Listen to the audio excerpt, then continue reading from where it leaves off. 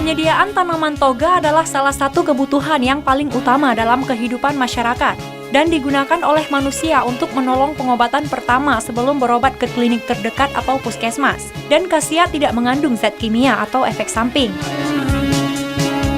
Gampong Jurong Binjai adalah salah satu desa yang berada di dataran dengan profesi masyarakatnya sebagai petani dan pekebun. Tantangan dan latar belakang masalah masyarakat Gampong Jurong Binjai lebih mengutamakan pengobatan tradisional yang tidak mengandung zat kimia, serta mudah ditanami di mana termasuk di halaman rumah masing-masing. Solusi inovasi proses penyelesaian masalah dan tantangan yang ditawarkan penyedia obat herbal berbasis masyarakat. Pemerintah Desa Jurong Binjai menetapkan kegiatan tanaman toga untuk memudahkan penanganan pertama dalam pengobatan sebelum ke klinik. Untuk mewujudkan kegiatan, penyedia obat herbal berbasis masyarakat pemerintah Gampong perlu langkah strategis antara lain. 1. Melakukan penganggaran di bidang pemberdayaan masyarakat Gampong, khususnya bidang PKK dalam APBG tahun anggaran 2018. 2. Membantu dana untuk memperluas lahan dan mencari bibit-bibit tanaman toga untuk kesempurnaan dalam hal pengobatan herbal untuk semua kebutuhan masyarakat. Melakukan sosialisasi kepada masyarakat mengenai pola hidup sehat. 3. Membangun jaringan dalam berbagai pihak, baik tingkat kecamatan, kabupaten, provinsi maupun nasional dalam bidang pemberdayaan kesehatan bagi masyarakat. 4.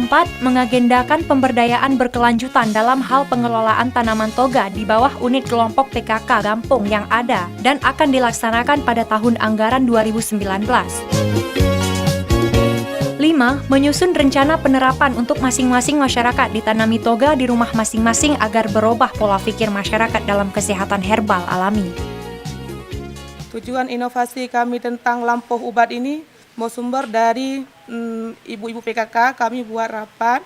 Lalu kami ada dari Pokja 3 membuat inovasi untuk menanam tanaman-tanaman herbal. Terutama sekali untuk penanganan pertama, misalnya bayi perutnya gembung.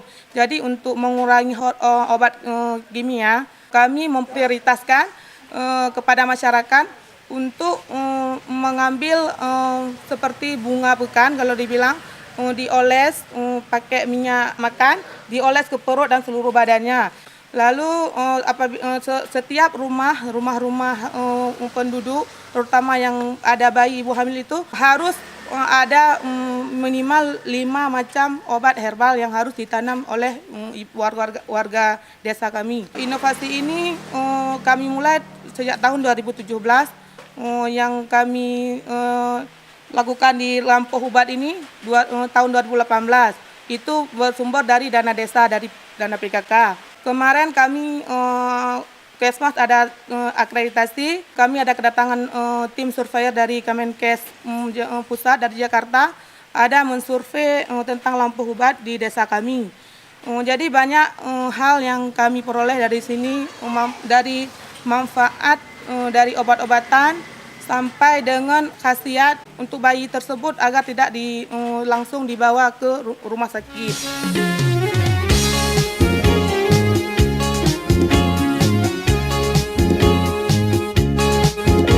Hasil atau capaian, semua masyarakat sudah dapat mengakses obat herbal sebagai pertolongan pertama dan meringankan pengeluaran keuangan warga dalam berobat. Pembelajaran yang didapatkan adalah terbangunnya kesadaran masyarakat dalam menjaga dan melindungi tanaman obat yang sudah ada.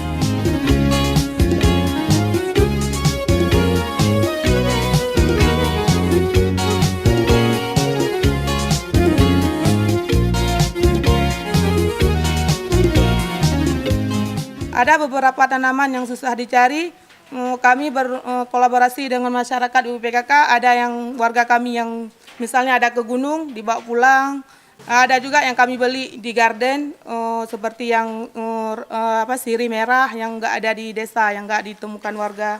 Harapan kami untuk ke depan, semoga kami ada bantuan yang lebih dalam untuk memproses lampuh ubat ini supaya lebih besar manfaatnya lagi.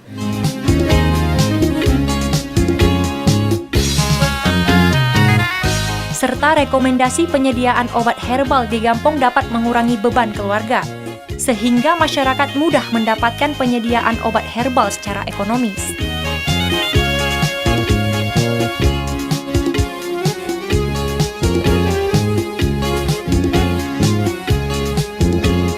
saya sangat mendukung bersama perangkat desa tentang masalah inovasi lampu ubat. Karena lampu ubat itu sangat menguntungkan bagi masyarakat kami untuk mengobati tentang anak-anak, ibu-ibu hamil dan orang-orang tua yang kalau sakitnya agak terlalu malam gitu, jam-jam 2 malam. Jadi kami mudah untuk mendapatkan obat-obat herbal itu karena sudah ada inovasi tentang obat herbal itu di kampung kami. Terima kasih kepada Kementerian Desa, P3MD, PID dan seluruh pejabat yang berwenang.